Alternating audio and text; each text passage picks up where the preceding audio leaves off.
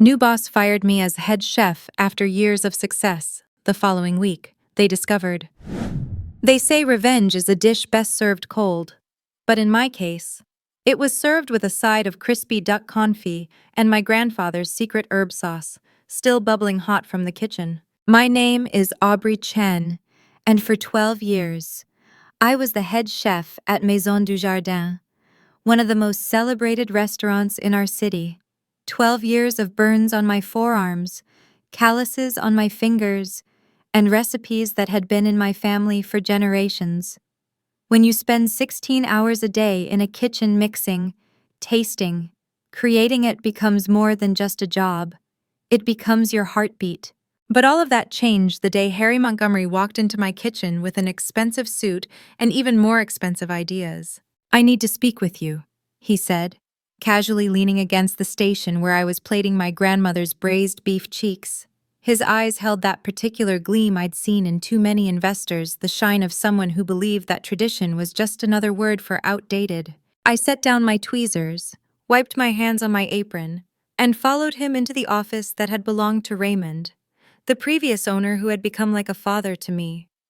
The office still smelled like Raymond's pipe tobacco, but Harry's cologne was already starting to overpower it, just like his vision would soon overpower mine. Harry sat behind the desk, Raymond's desk, and didn't even offer me a seat.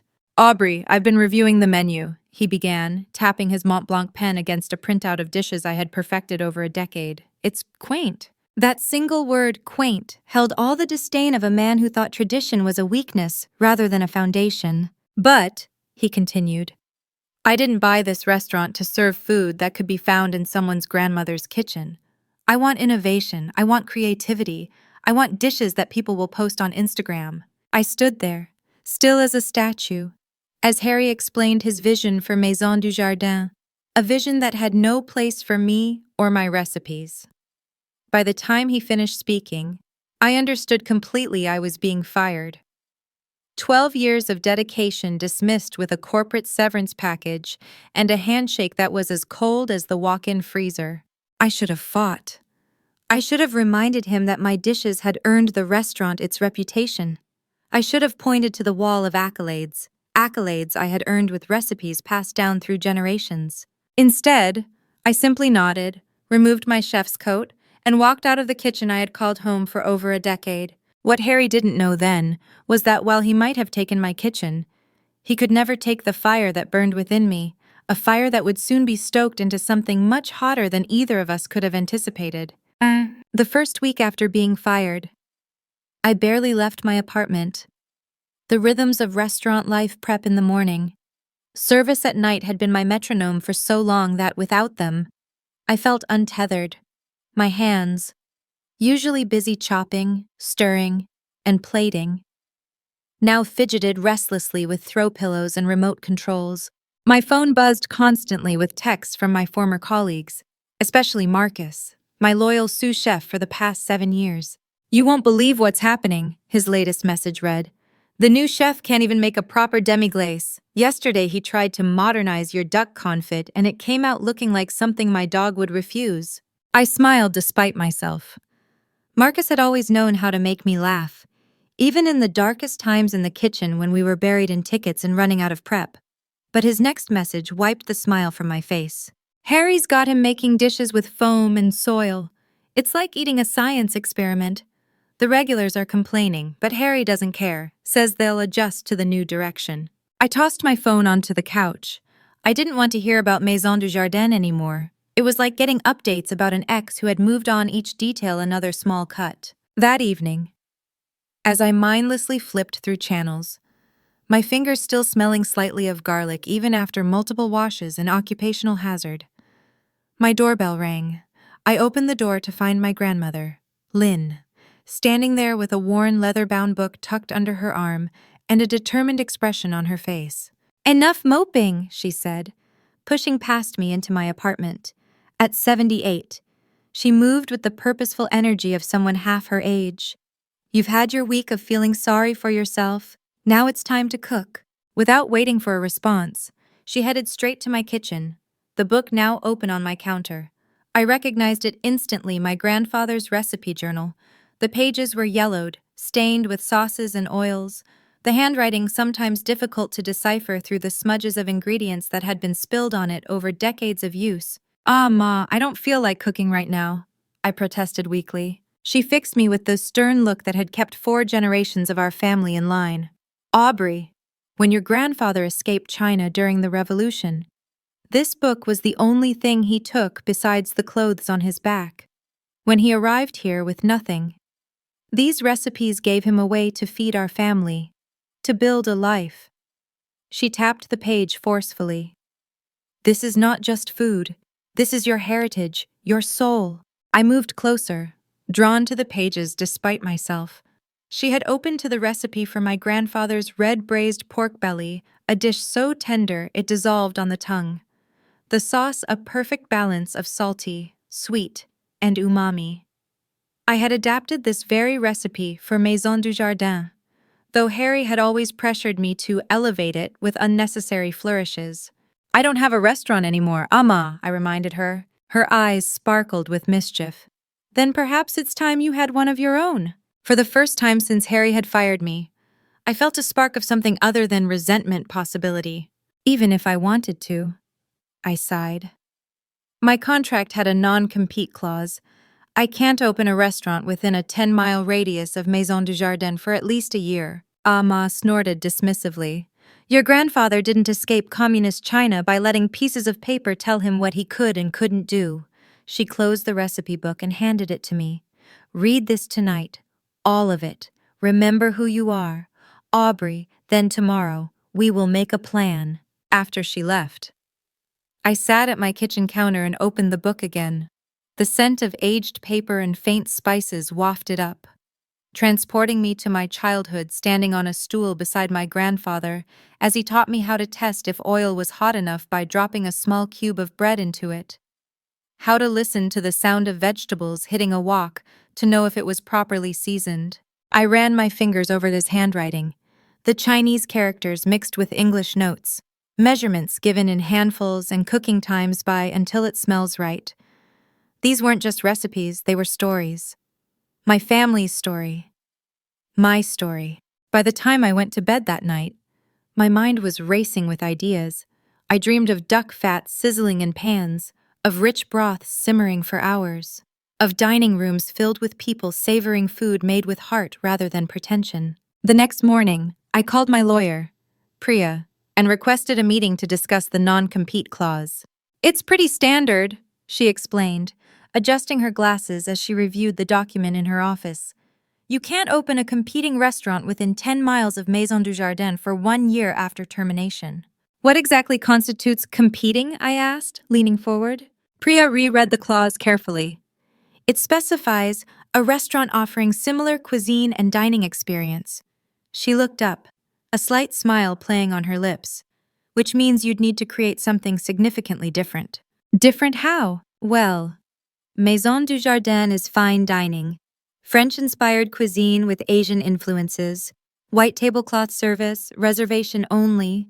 She trailed off, letting me fill in the blanks. "So if I opened something more casual, maybe a place focused specifically on traditional Chinese cooking rather than fusion, that might work within the constraints." Priya nodded slowly. "It could. The key would be ensuring it's distinct enough that no reasonable person would confuse it with your previous establishment or see it as direct competition." As I left her office, my mind was already racing with possibilities. Not just a way around the non-compete, but a concept that felt truer to my roots than anything I had done at Maison du Jardin, where Harry had pushed me to elevate and modernize traditional recipes. I now saw an opportunity to honor them in their authentic form. I spent the next week visiting locations outside the 10-mile radius.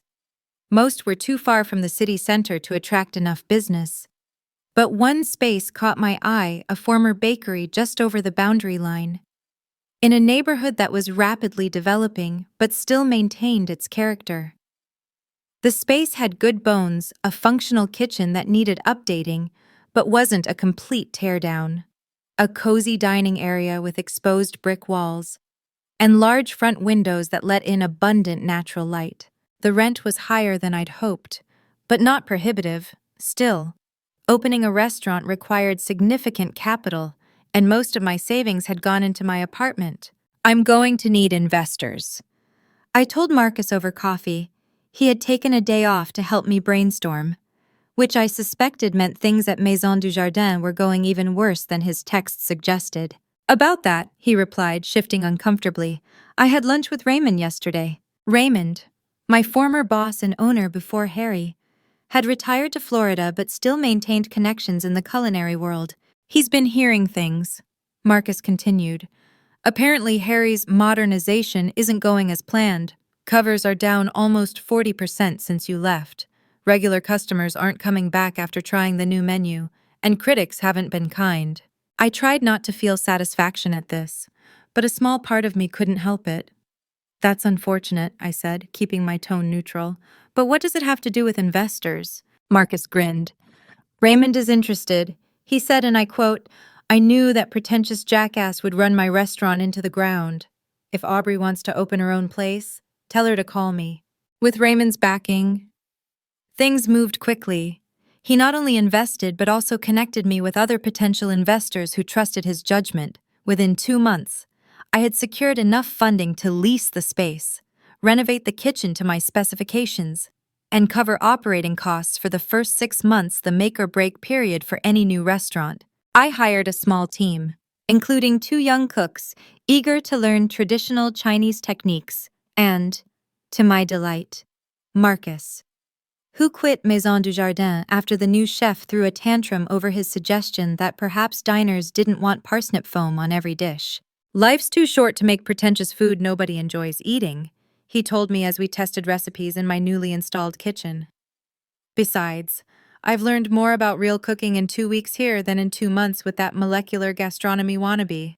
We worked 18-hour days preparing for the opening, refining dishes from my grandfather's cookbook, sourcing the best ingredients we could find, and training the front-of-house staff. I named the restaurant Lynn's, after my grandmother, with the tagline Heritage Cooking beneath it in simple, elegant script. The menu was focused just 12 main dishes that changed seasonally, each one a story from my family's culinary history. There were no foams, no unnecessary deconstructions, nothing designed solely to look good in photographs, just honest food, cooked with care and respect for tradition. The night before our opening, I stood in the empty restaurant, taking it all in. The walls were adorned with black and white photographs of my family. My grandfather in his first restaurant kitchen. My grandmother teaching me to use chopsticks. My parents at their wedding banquet. The tables were set with simple linen and ceramic chopstick rests I had hand-selected.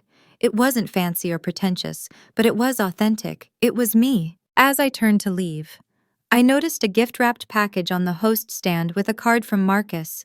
Inside was a framed review of Maison du Jardin from 5 years ago, when my cooking had first put the restaurant on the culinary map.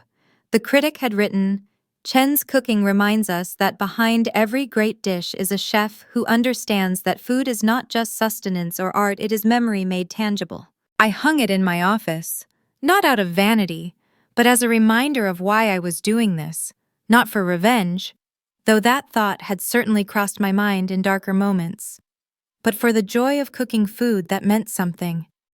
The opening night of Lynn's was a modest affair, no celebrities, no influencers, just 50 reserved seats filled with friends, family, and a few loyal customers from my Maison du Jardin days who had followed my career.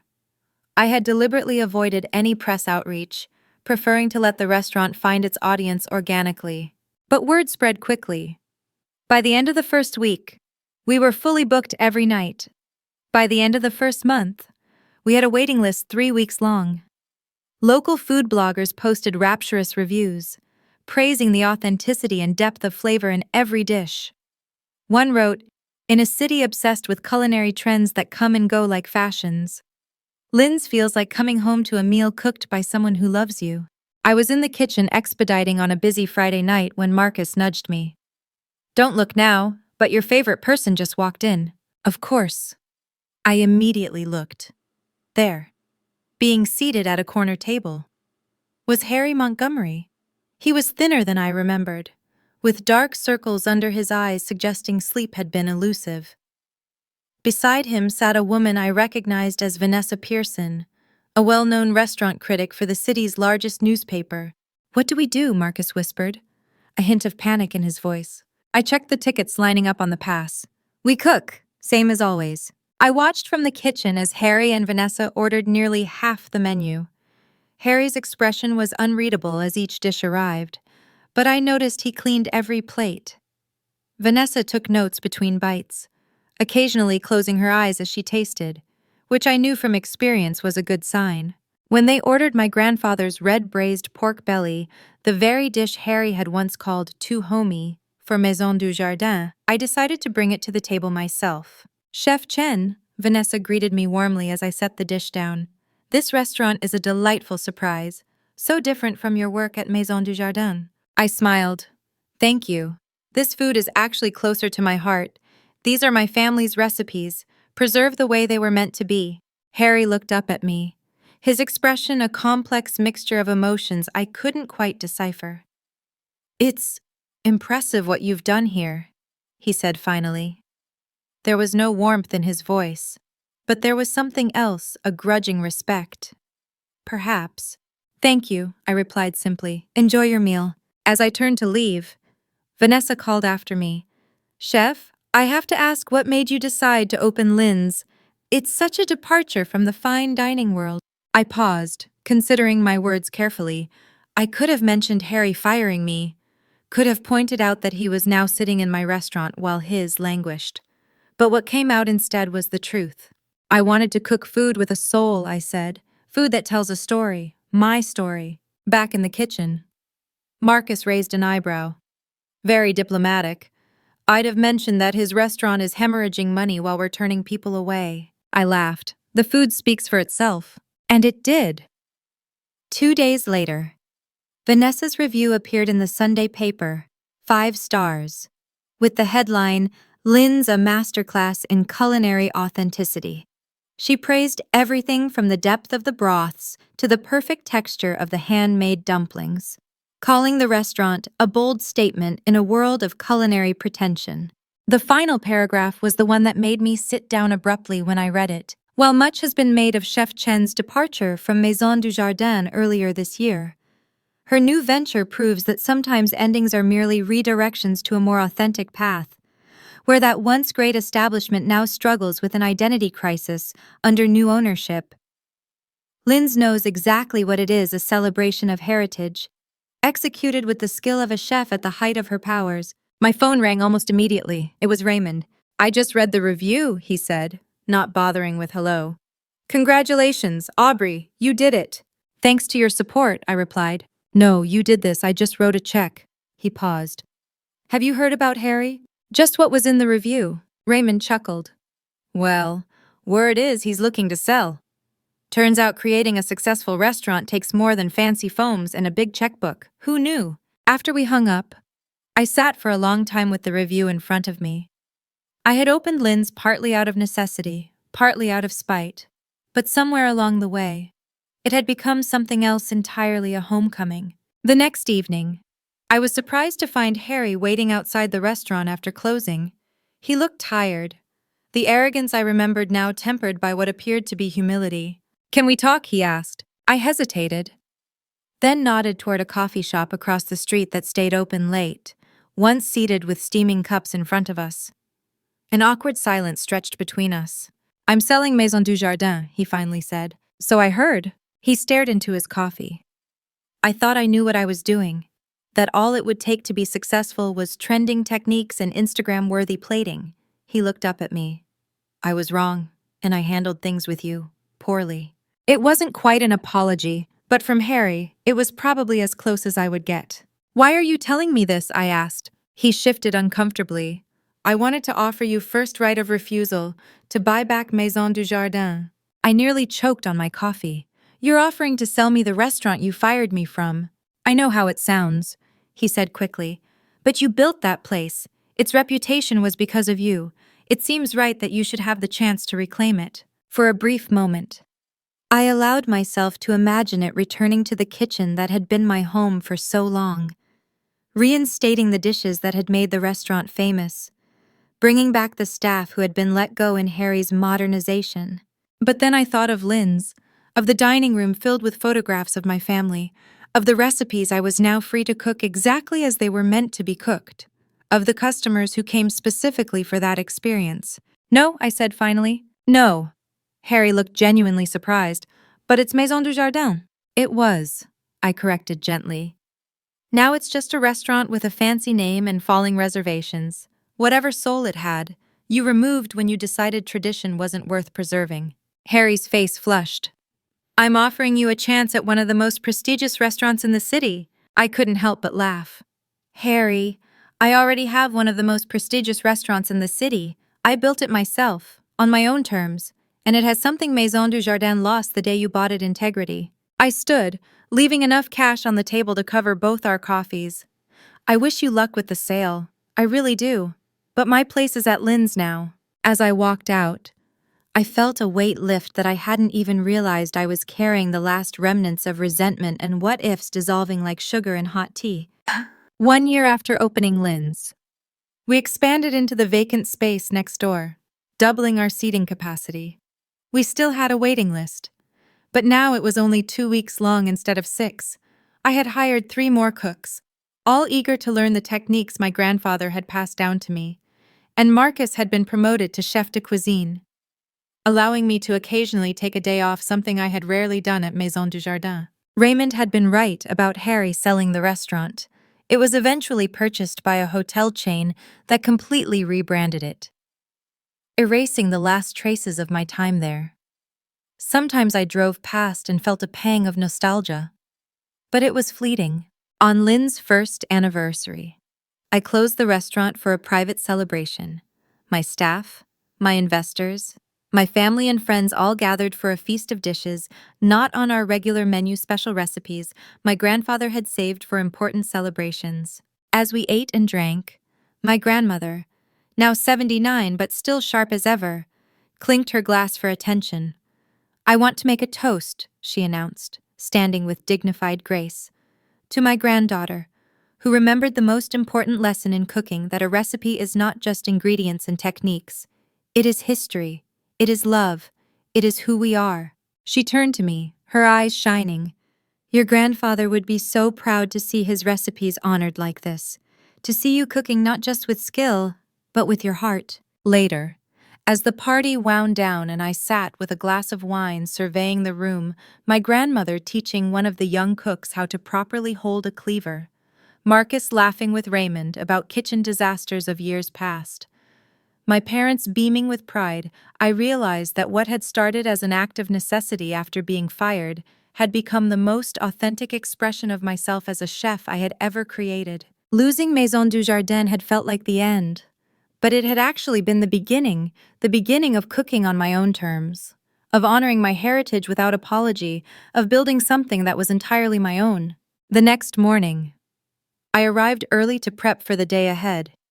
As I unlocked the door, the scent of the restaurant greeted me: star anise and cinnamon, the lingering aroma of yesterday's broths, the faint sweetness of caramelized sugar. I ran my hand along the counter as I walked to my office, feeling the grain of the wood beneath my fingertips. On my desk was my grandfather's recipe book, now supplemented with my own notes and adaptations. I opened it to a random page and smiled at his handwriting next to mine, a conversation across generations. Outside, the first delivery truck of the day pulled up, bringing the fresh ingredients that would become today's dishes. I put on my chef's coat, not the formal white jacket I had worn at Maison du Jardin, but a simple black one with Lynn's embroidered in red thread over my heart, and headed to the kitchen to begin the day's work. Sometimes the best revenge isn't about getting even. It's about moving forward. It's about taking what someone meant to harm you with and transforming it into something beautiful. Harry had fired me thinking he was ending my career, but instead, he had forced me to find my true voice as a chef. As I lit the stoves and the first blue flames leapt up, I felt gratitude rather than resentment. Every dish I would create today would tell a story: my grandfather's journey, my grandmother's wisdom, my own path from a corporate kitchen to a place that felt like home. And in the end, that was the sweetest revenge of all, not that Harry had failed, but that I had succeeded on my own terms. That I had found a way to cook food that mattered. Food with history and heart. Food that people waited weeks to taste. After all, the best dishes aren't made with spite, they're made with love, and that was a recipe Harry had never understood.